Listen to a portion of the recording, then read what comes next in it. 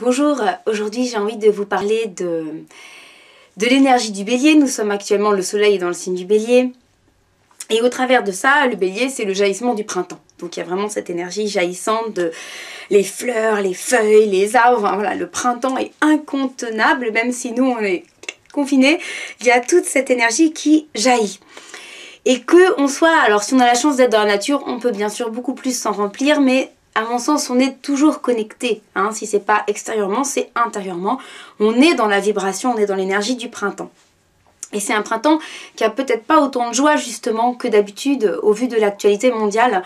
Et je trouve que c'est d'autant plus intéressant de pouvoir aller se poser la question comment est-ce que soi-même on va pouvoir faire jaillir notre propre printemps intérieur. Le printemps me fait, en tout cas personnellement, hein, je vous partage, c'est un point de vue, hein, vous n'êtes pas obligé d'adhérer. Le printemps me fait l'effet vraiment de l'élan créateur. Il y a une énergie qui est incontournable, qui pousse, qui jaillit et qui s'exprime. Donc il y a un jaillissement, il y a un élan vers la vie. Et cet élan, à mon sens, il peut être utilisé vraiment de manière...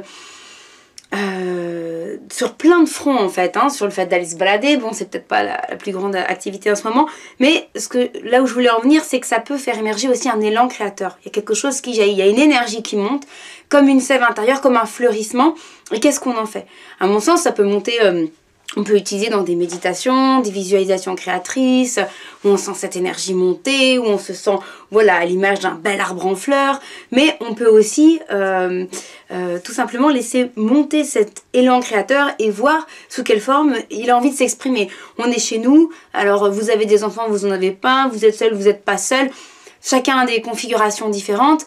En tout cas, moi, ce que j'observe, c'est que les moments où je suis le plus en paix à la maison avec les enfants, c'est quand on fait sortir cet élan créateur et qu'on se donne des temps. Allez, on sort la peinture, on sort l'argile, on sculpte, on modèle, on peint, on crée, on patouille là. Et c'est vraiment... c'est libérateur. Déjà, je pars du principe que l'artistique, au-delà du résultat plastique, hein, quand je dis artiste, ça ne veut pas dire qu'on a un résultat... plastique d'artiste, que c'est super beau ce qu'on a fait. Alors si c'est le cas, tant mieux. Mais c'est indépendant de ça. Pour moi, c'est l'élan créateur qui a besoin de faire jaillir quelque chose et qui vient exprimer aussi ce qu'on est en train de vivre. Donc ça peut être thérapeutique, ça peut être libérateur. Voilà, à mon sens, ça fait beaucoup de bien indépendamment du résultat.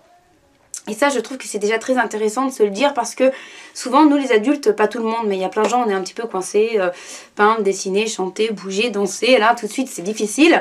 Et s'autoriser en fait de se réapproprier l'expression spontanée, le mouvement, la danse, le chant, la couleur, c'est des choses qui font, ou la texture, modeler de l'argile si on en a, c'est vraiment c'est exceptionnel en termes de sensorialité, en termes de créativité. Et même en termes de recentrage, à quel point ça peut recentrer, libérer de choses qui nous oppressent. Et au lieu d'être dans notre mental qui peut être carbure à 10 000 avec cette période compliquée, de laisser monter l'élan de la vie, quoi. Et ça, c'est vraiment libérateur, ça fait beaucoup de bien, c'est excessivement positif. Et la plupart du temps, c'est beau. Parce que des fois, si on n'est pas bien, peut-être qu'on va gribouiller dans tous les sens et que ça va nous défouler, que ça va faire du bien. Et moi, ce que j'observe, c'est que sans être spécialement artiste plasticienne, quand je laisse monter, que je crée, en fait, le rendu de ma création me fait beaucoup de bien, en général. Et même autour, hein, c'est pas que moi, je veux dire, c'est les gens autour font « Ah, ça fait du bien !» Voilà, donc c'est vraiment un cadeau à se faire, un cadeau à faire à l'autre et un cadeau à faire au monde. Parce que pour moi, la seule chose qu'on peut faire aujourd'hui, c'est être créateur aussi de ce qu'on génère dans le monde. Et bien sûr, la paix, se centrer, tout ça me semble très très important. Méditer, envoyer des prières, positiver, oui, ça me semble très important.